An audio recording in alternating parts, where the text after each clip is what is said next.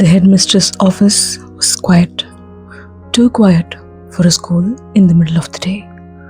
Jules sat upright in the chair, her hands resting still on her lap. Beside her, Jacob sat just as composed, at least on the outside.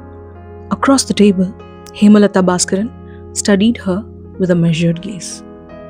She looked at Jacob, then back at her. She spoke with a half smile. "Mrs. Jacob, I've known Jay since he was a toddler. He studied in this very school." She turned her attention fully to Jules. "So when he asked me about this music teacher position for you, I didn't hesitate. Not because I blindly trust him or you, but because I trust his judgment." Jules nodded slightly, polite, controlled. But Hemalata continued gently. "Could you sing something for me?" Jules didn't react, not to the question, not to the way she was addressed. Mrs. Jacob. The name sat on her like something that didn't belong, but she didn't show it. She closed her eyes for a brief second and began to sing. "நல்லதோர் வீணை செய்தே அதை நலங்கெட புழுதியில் எறிவதுண்டோ நல்லதோர் வீணை செய்தே அதை நலம் கெட புழுதியில் எறிவதுண்டோ." The song continued. Her voice wasn't loud. It didn't need to be. It carried something heavier, something that didn't come from practice alone.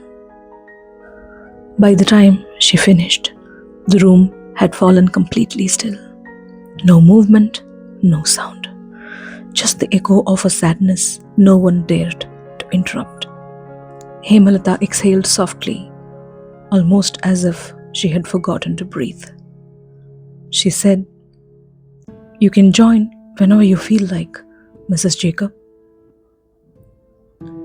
This time, Jules didn't let it pass. She said, "Please call me Julie." Jacob turned to look at her, not surprised, not offended, just understanding. He let out a slow breath, then gave a small, polite smile.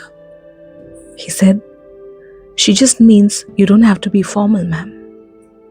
Hemalata wasn't entirely convinced, but she nodded anyway, offering a faint smile before turning her attention elsewhere.